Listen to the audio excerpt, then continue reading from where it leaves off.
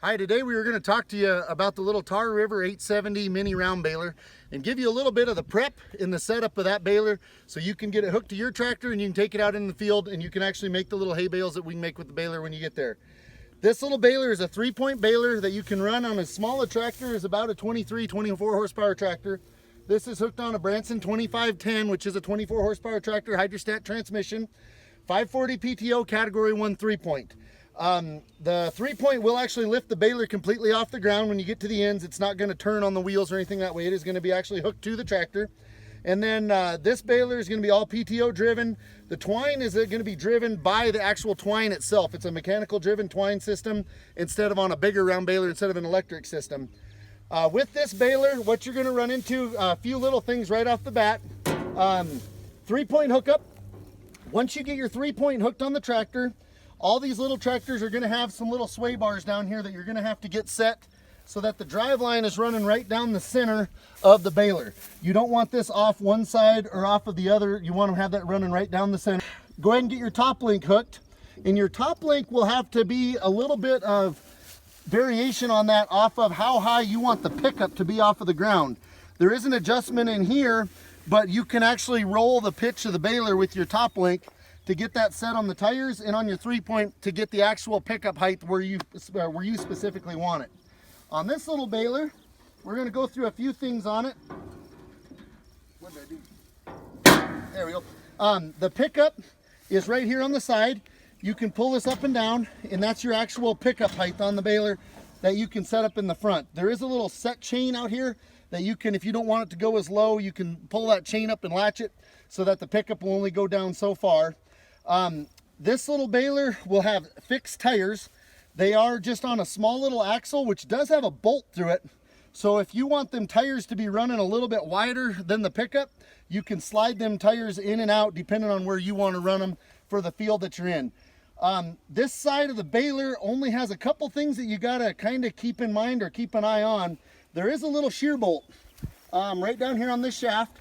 The baler, when you buy it new, will come with extras. But you've got a driven shaft inside, and then the shear bolt is what connects the shaft to this chain. If you break this shear bolt, the only thing you're going to have turning is this inner shaft, but none of this chain mechanism will be turning if you break that bolt. That is there, if you suck a fence post up inside there or a big wad of hay, instead of damaging the baler, it's made to break the little shear bolt. As far as that, on this side of the baler, there's not a whole lot else in here other than that little shear bolt, and then like I said, you got a couple chains in there that you'll be able to lube up and get ready to go. This baler uses it's just a 2-way cylinder, but just one cylinder that opens and closes the rear gate. That is powered from the other side. There's a small oil pump that's driven by the chains, and it's turning all the time.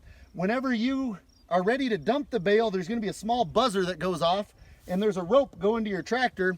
When you pull that rope, you're going to actually open the valve to open the gate, and then when you just let off the gate, it's going to come down.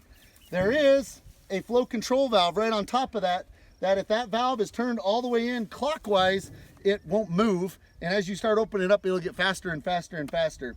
It does also have a lockout valve on it that if you wanted to raise it all the way up and then lock it out, if you had to get in there, you can actually shut the fluid off so it cannot close on you while it's in there. When you come around to this side, I did forget to say away from the baler that when you close the back gate, it won't hit the bale that's already sitting there that you just made. On this side of the baler, you've got several different things going on here. You do have this little pump. This is going to be for your rear gate. Like I said, this is chain driven. There is no dipstick underneath this. The fluid level is usually about halfway up that reservoir. And then that, just like I said, when you pull this little rope on the side, that pulls the valve open to activate the cylinder. You also have a density control on this side of the baler, which is this long skinny rod that runs up the side, and it's got these little notches on this rod. We have it set now to make the densest baler this bale will make. This is a solid or a fixed chambered baler, so it doesn't actually float with the bale. It fills the chamber and then just starts compacting it once the hay gets in there. So you can actually put how much force you want on there. If you were to move this rod up to the top, it is not going to pack the bale near as tight, and it's going to tell you that the bale is full.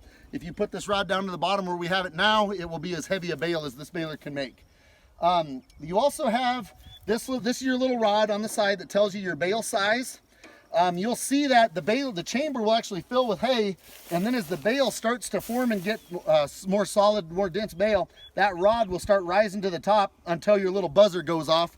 When your buzzer goes off, it actually trips your tie arm. So when that buzzer goes off, the tie arm falls down and it starts tying, and the string going through the baler is what actually powers the tie arm. So as soon as you drop twine in there, it's going to start pulling twine, which then is going to run it all the way across and back. It will self-cut itself off. Once you see the twine stop going through there, you're ready to open your back gate and kick it out.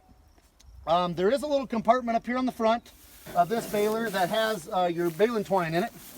And when you pull it out of this one, I was going to show real quick how you kind of thread that.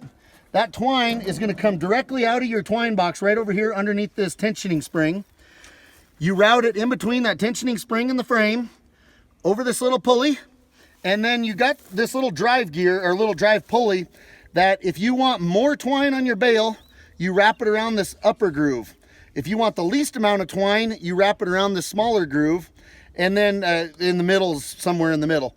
So like right now, we got it to put a lot of twine on it. You would wrap it around that outer groove, bring it down, run it around your pulley. It's gonna shoot into the chamber, and then there's another pulley down there, which it goes around, comes up through this pulley and out through another tensioner. Once you get it through that tensioner, it's just gonna hang out there like that. And then once you start making a bale, that arm is gonna drop down in the chamber and start pulling string through it.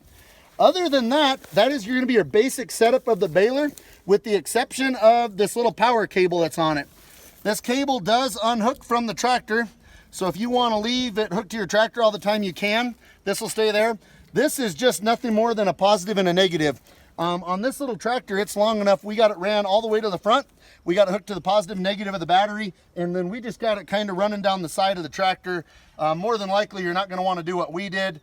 You'd want to do it a little bit cleaner than that and run it up under the frame and zip tie it on so it looks nice, and then you don't have to worry about it the rest of the time.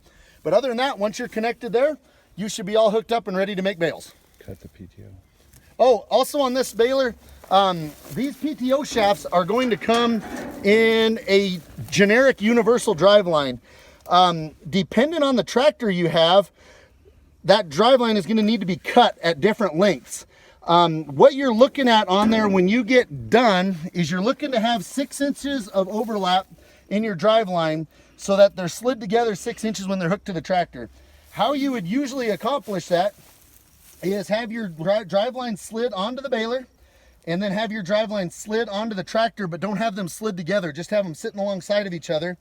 And then we usually measure in between this little flange on this guard and this little flange. Find a center line, and when you mark your center line off of it, then you can measure off 3 inches off each direction to get your 6 inches. We cut them off with a bandsaw, and then you're ready to slide it back together, and that should give you enough room so that you don't bottom the driveline out on the tractor. So this is the twine that these little balers come with. It's more of a actual rope / yarn than it is what you're truly used to seeing in an actual poly baling twine.